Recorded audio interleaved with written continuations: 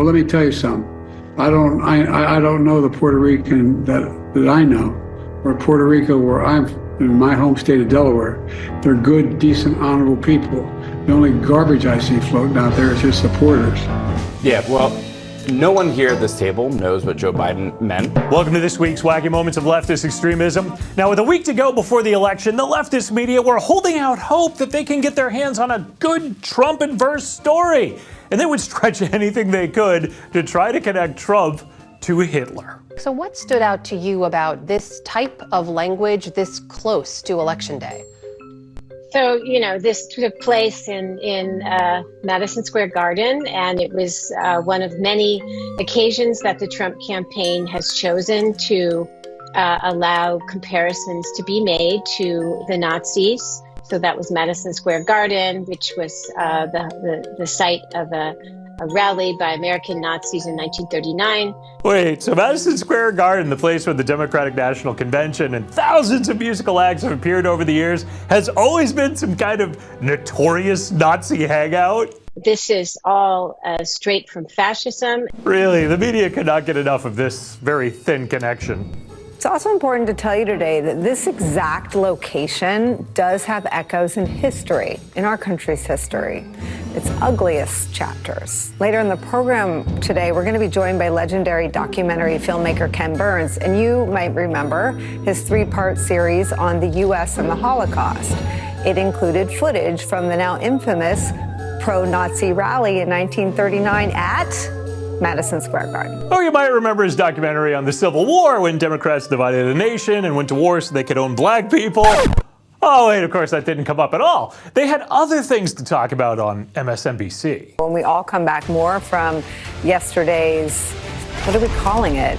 Festivus of hate? A Festivus of hate. Well, that might be a better name for Nicole Wallace's show than Deadline White House, because let's face it, hate is all she spreads. But she's not alone. The leftist media just could not spend enough time covering comedian Tony Hinchcliffe's off-color joke. Comedian Tony Hinchcliffe comparing Puerto Rico, a U.S. territory, to a floating island of garbage. I don't know if you guys know this, but there's literally a floating island of garbage in the middle of the ocean right now.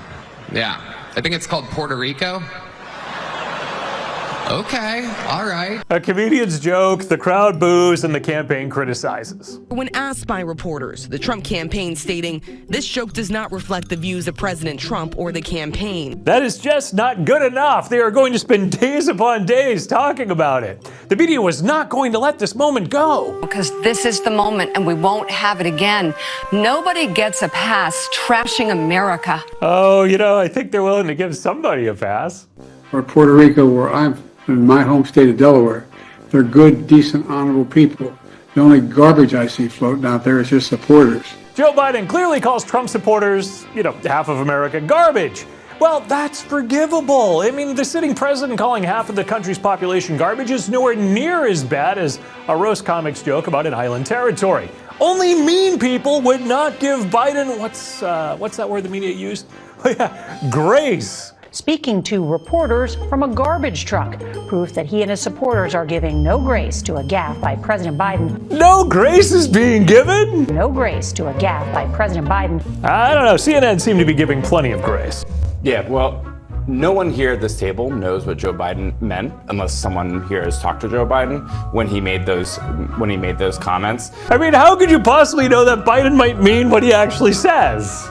It's very obvious to me that there's an apostrophe at the end of supporters there. He was referring to the garbage spewed by supporters, not simply the supporters themselves. Ah, the sudden misplaced apostrophe defense.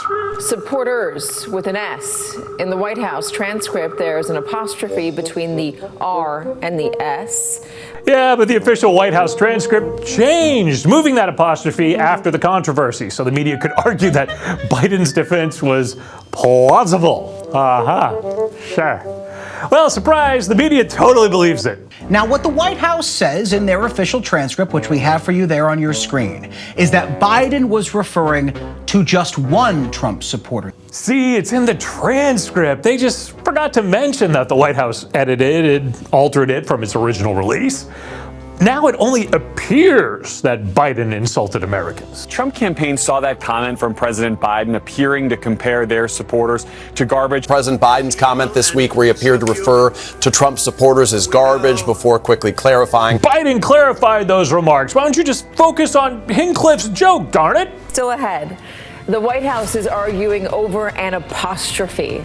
Truly an apostrophe, as the Trump campaign tries to claim victim. We're going to explain. Plus, the garbage joke that could change, potentially, the outcome of the election. Yeah, there's some garbage that wants to interfere with the outcome of an election.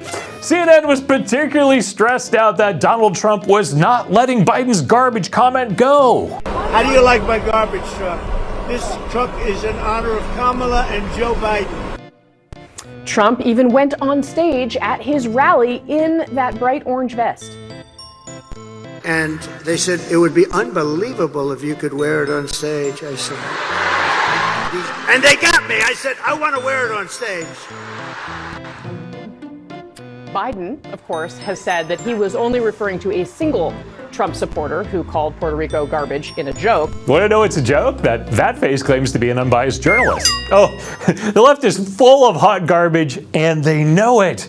And they're just mad that you're not buying their BS. I think it's really sad that he's appealing to the working man, like the blue collar worker. With the garbage truck, I know that was about garbage, but it was also he wants to look like he can rub elbows at a McDonald's and he does all these things. It's really sad when working people find appealing candidates that the leftist media just doesn't support. I think it's really sad that he's appealing to the working man. Oh, leftist media. You're garbage. You can check my apostrophe on that. Unlike some presidential administrations, I'm not going to change my comments later. In the White House transcript, there's an apostrophe between the R and the S.